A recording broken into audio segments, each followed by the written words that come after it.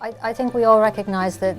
I think the idea of brand me in the social sphere and the appeal of that is waning. And what I mean by that, I think the perfect lives we've seen portrayed through social media are becoming less appealing. And I think what we're increasingly looking for, is a more authentic voice. And I think a lot of the brands that are getting it right are going back to that level of brand authenticity. And I think that's what's going to win through in terms of the next phase of content marketing. So I think what successful brands are those that have the best integrity and probably the most amount of confidence in what they're doing. And a lot of the content that we're doing is actually fulfilling or the channels that they're in and getting the communication between the brand and the customer. So I think real world, and in terms of a hashtag, I think that's today's subject, but actually, all of you here today will hear the word content come up many, many, many times, and you could put almost any adjective in front of the word content. But actually, is it working for the brand that you're creating content for, and what does that content actually deliver? So we focus very much on delivering a result for the brands that we work with.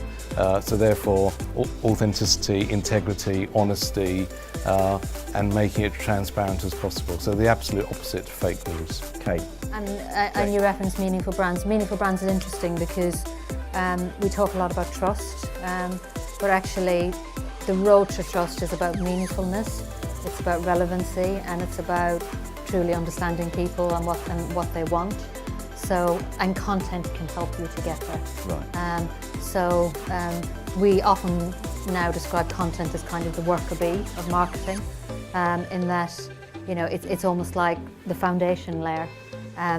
But in a world of fake news, the smart people are really thinking about how content marketing can help to elevate their brand in that space. But going back to your point, just about channels, just so I can get this off my chest.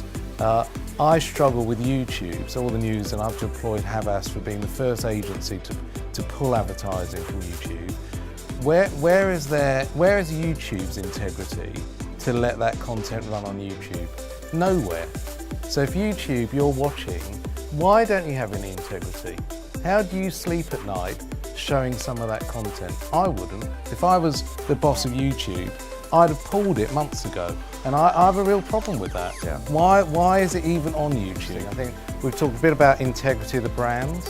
Where's the integrity of the agencies? Why aren't agencies saying to you, actually, that that's not really our speciality? And I think there's a certain responsibility on agencies to say, we're really good at this, actually, that's not really for us. So help you as brand owners to be able to define actually who's an expert and who isn't. And I think there's a lot of jumping on the bandwagon of content. As Dominic said, I've been doing this for 25 years. So I was there when it was us and a few others, really. And now we're surrounded by hundreds of people. I mean, one of the problems about content marketing generally is that people use what I call soft media linked metrics to gauge it, and actually they failed by and large to move to harder business linked. I mean, would you say that? Yeah, absolutely. And what's the answer? Why? I think the answer comes through clients asking and us delivering better analytics around content marketing. I think we are great at giving soft metrics. I see it all the time. People likes, tweets, engagement, blah, blah, blah. We need to actually bring that back to harder business metrics and invest in proper analytics to give clients the answers.